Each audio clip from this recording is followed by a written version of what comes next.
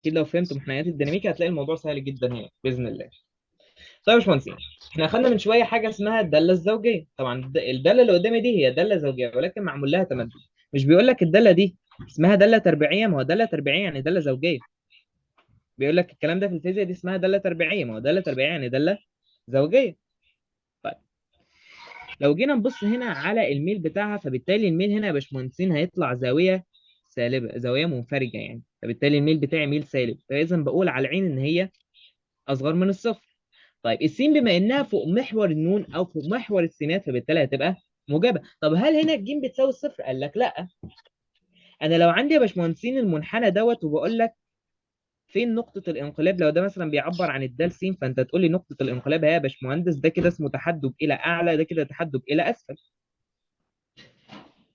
ودي كده تعتبر نقطه صغرى ودي كده تعتبر نقطه عظمى، والشغل اللي احنا عارفينه في الوحده ده. طيب يا باشمهندسين، انا هقول لك ان المنحنى ده هو عباره عن السين، تمام؟ والمنحنى دوت بيقول لي ان السين داله في النون، السين اهي داله في النون.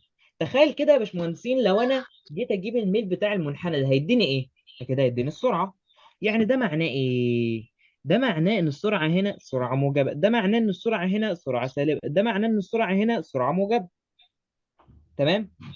طيب السرعه بقى عند النقطه العظمى والصغرى تقول لي بتساوي الصفر، لان انا عارف ان عند العظمى والصغرى دي ايه؟ نقطه حرجه، يعني الدال شرطه س بتساوي الصفر. صح؟ طيب زي الفل. برضه في التحدب عارفين ان الدال شرطتين س بتساوي الصفر. طيب هو التحدب ده هيعبر لي عن ايه هنا؟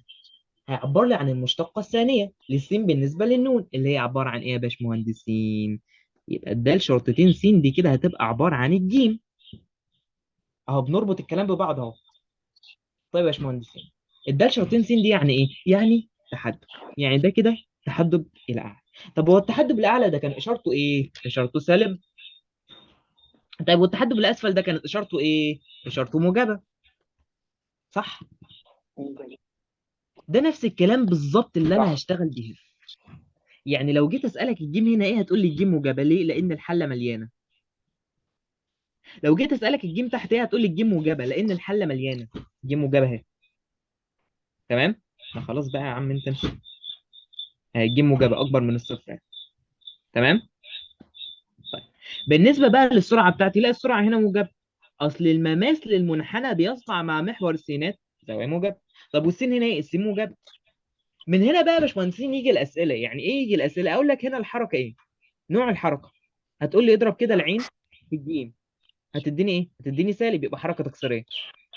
طيب تحت يا باشمهندسين اضرب كده العين في الجيم، موجب في موجب، هتديني حركه تزايديه.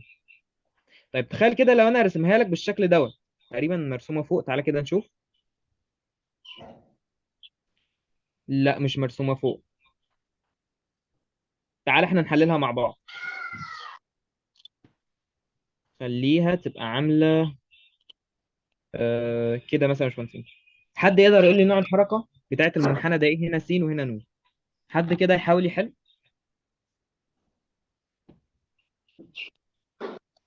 باشمهندس محمد اتفضل.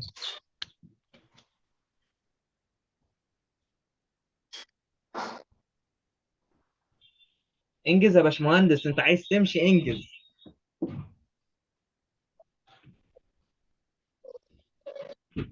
طيب تمام. يعني السرعة هنا هتبقى سرعة سالبة، وبعدين هنجيب العجلة ازاي؟ يعني هو نوع السرعة هتبقى العين أقل من الصفر. طيب والجيم هنجيبها ازاي؟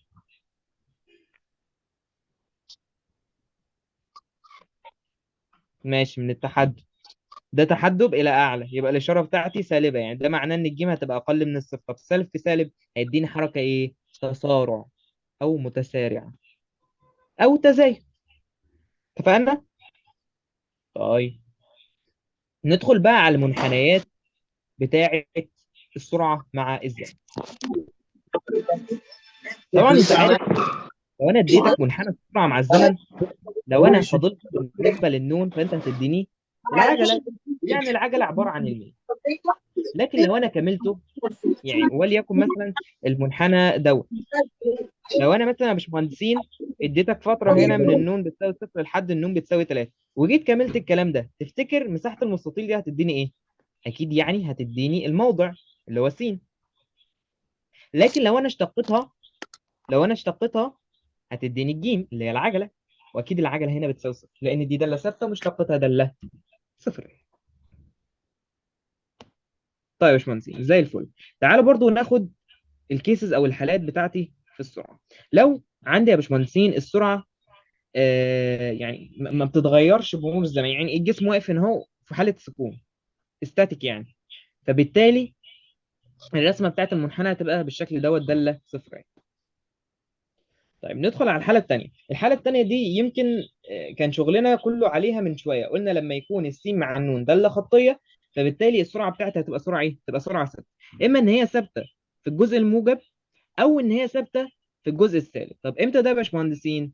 لو انا مثلا مديك سالب 2 هتبقى تحت، طب لو انا مديك 2 هتبقى فوق. واضحه يا باشمهندسين؟ ولعلمك حاجه كده ليك، لما تكون العجله عجله ثابته بنستخدم قوانين نيوتن للحركه اللي هم الثلاث قوانين اللي قلنا عليهم من شويه. يعني الثلاث قوانين يا باشمهندس اللي فوق اللي قلنا عليهم من شويه، العين بتساوي عين صفر زائد جيم نون، والفاء بتساوي نص عين صفر زائد لا عين صفر نون زائد نص جيم نون تربيع. كل الكلام اللي احنا دوت بنستخدمه لما تكون العجله بتاعتي عجله ثابته.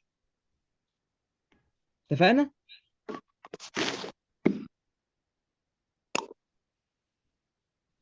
تعالى كده ندخل على الشكل الثالث. الشكل الثالث دوت داله خطيه. طيب ده معناه ايه؟ ده معناه ان العجله هتبقى الميل بتاعت المنحنى دوت، يعني هتبقى ايه؟ هتبقى موجبه، داله ثابته، والعين طالما هي فوق محور السينات يبقى اذا هي موجبه، يبقى الحركه بتاعتي حركه تزايديه او في حاله تصاعد. طيب لو رحنا على رقم أربعة. رقم أربعة الميل بتاعي هنا السالب، طب الميل اللي هو مين؟ اللي هو الجيم، يعني الجيم أقل من الصفر. طب والعين طالما هي فوق محور السينات يبقى إذا هي موجبة. طيب سالب في موجب يبقى تباطؤ. إيه ده؟ إيه كلمة تباطؤ للأمام ده يا باشمهندس؟ تباطؤ للأمام، هو يعني إيه أمام؟ أمام ده يعني الحركة بتاعتي. طيب هو كلمة حركة يعني إيه؟ كلمة حركة يعني سرعة، يعني ده معناه ان السرعه بتاعتي سرعه موجبه، لما السرعه تكون موجبه يبقى السرعه دي للامام. بص كده، السرعه اكبر من الصفر.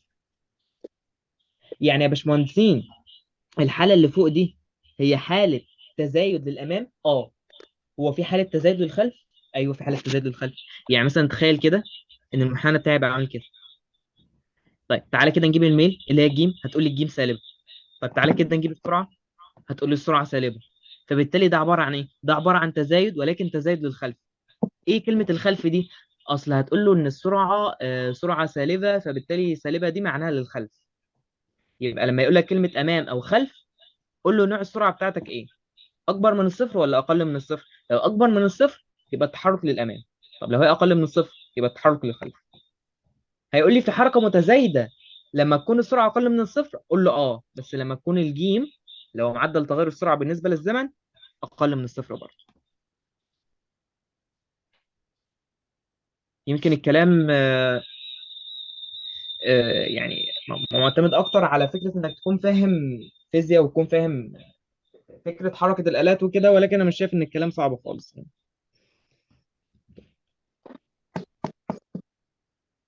انت لو تخيلت الموضوع هتلاقيه سهل خالص، لكن طول ما انت بتاخده زي ما بقول لك كده انت لازم تفهم الحاجه، طول ما انت بتاخدها بالبصمجه فمش تفهم حاجه.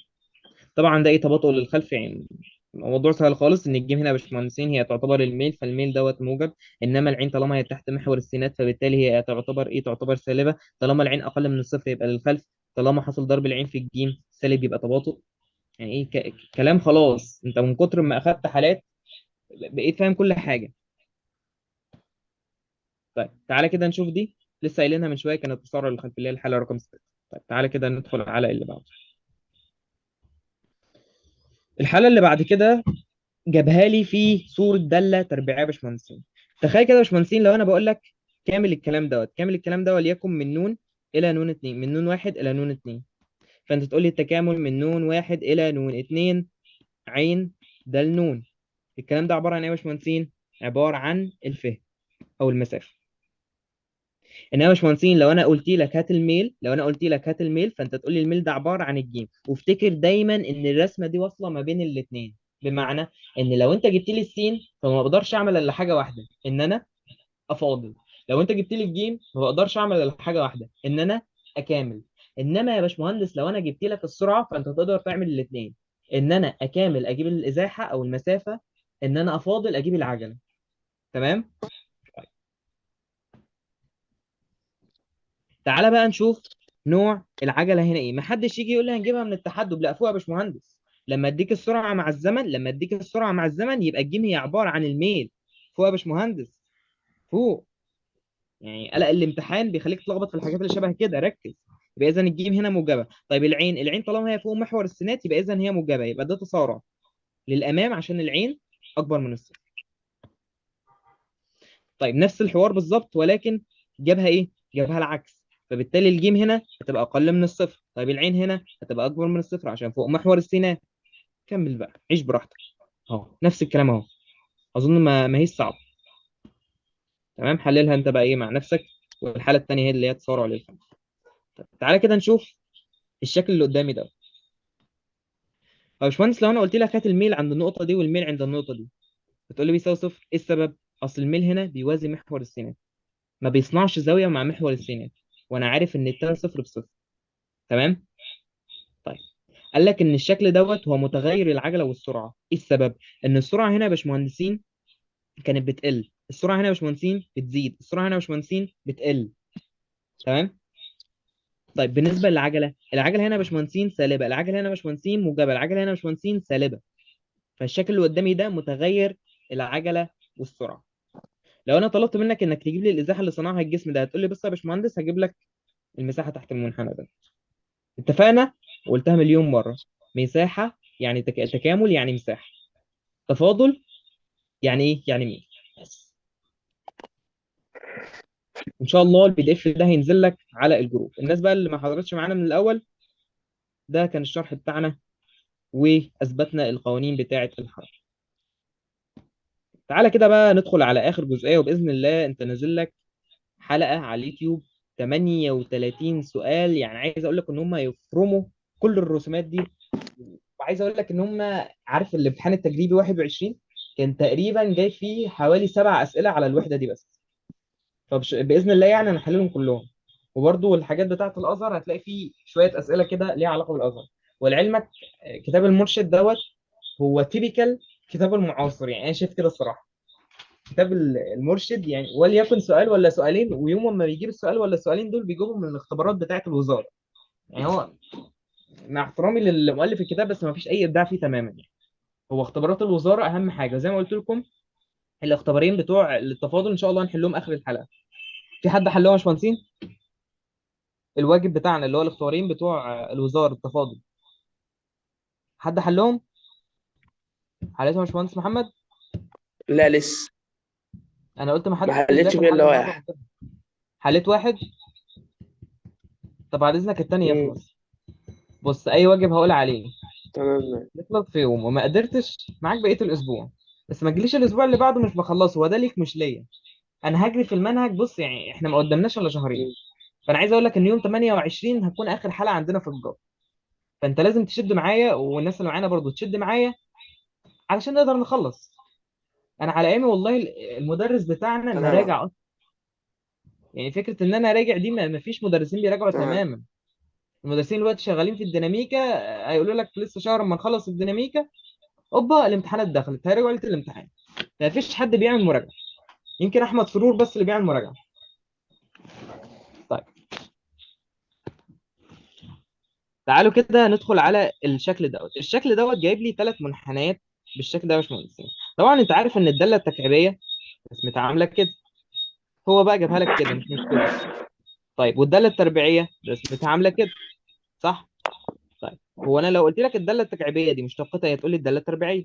يعني لو دي كده على سبيل المثال كان اسمها السين، يبقى مشتقتها بالنسبه للنون هيديني ايه؟ هيديني العين. طيب مشتقة الدالة التربيعية يا باشمهندسين هتقول لي مشتقتها دالة خطية، صح؟ طيب هي مشتقة العين بالنسبة للنون بتديني الجيم، يبقى ده كده بيعبر عن الجيم. بص كده هنا هتلاقي الخط دوت عباره عن السين. طيب لو اشتقيته اهو هيديني العين. طيب لو اشتقيته هيديني الجيم. شايف عند النقطه دي يا باشمهندس؟ لا ماهيش نقطه رنين ابدا، لا ما تدخلش الدنيا في بعضها. عند النقطه دي يا باشمهندس الجيم بتساوي الصفر. تعال قول لي ليه الجيم بتساوي الصفر.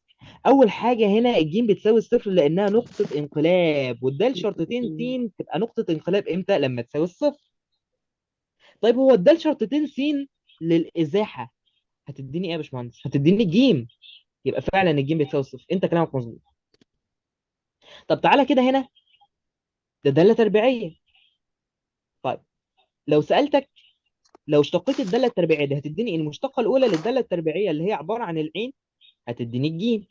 طيب المشتقه هنا يا باشمهندس بقيمه صغرى، يعني الدال شرطه عندها بتساوي الصفر. طيب هو الدال شرطه دي اسمها ايه؟ اسمها الجيم. يعني الجيم عند النقطه دي يا باشمهندس بتساوي الصفر. طيب الجيم يا باشمهندس لما قطعت محور السينات، ده معناها ايه؟ ده معناها ان الجيم بتساوي الصفر. يبقى عند الخط ده كده يا باشمهندس السين بتساوي الصفر، معذره الجيم بتساوي الصفر في المنحنى في المنحنى بتاعه، والمنحنى بتاع العين والمنحنى بتاع السين. يمكن فهم الحته دي مهم جدا جدا جدا جدا، وهتفهمك حتى التفاضل يعني. واصله يا باشمهندسين؟ طيب ندخل بقى على، انت كان فاكر حته لما كنا دخلنا شويه في الفيزياء وقلت لك ان الكيو عباره عن الاي في التي، وقلت لك طالما عندك حاصل ضرب دالتين يبقى على طول بتجيب مين؟ بتجيب المساحه تحت المنحنى. فاكرين الحته دي؟ انما لو عندي حاصل اسم الدالتين فدي بتبقى عباره عن الاسلوب اللي هو الميل. هكذا برضو هنا نفس الوضع. حاصل ضرب الجيم في النون، حاصل ضرب الجيم في النون ده كده هيديني العين. فبالتالي التكامل هنا يا باشمهندسين هيديني العين. يعني مساحه المثلث ده هيديني العين اهو. ده كده الشكل الرياضي ليه. ده كده الشكل الفيزيائي ليه، ان هو الجيم في النون بيديني العين. واضحه؟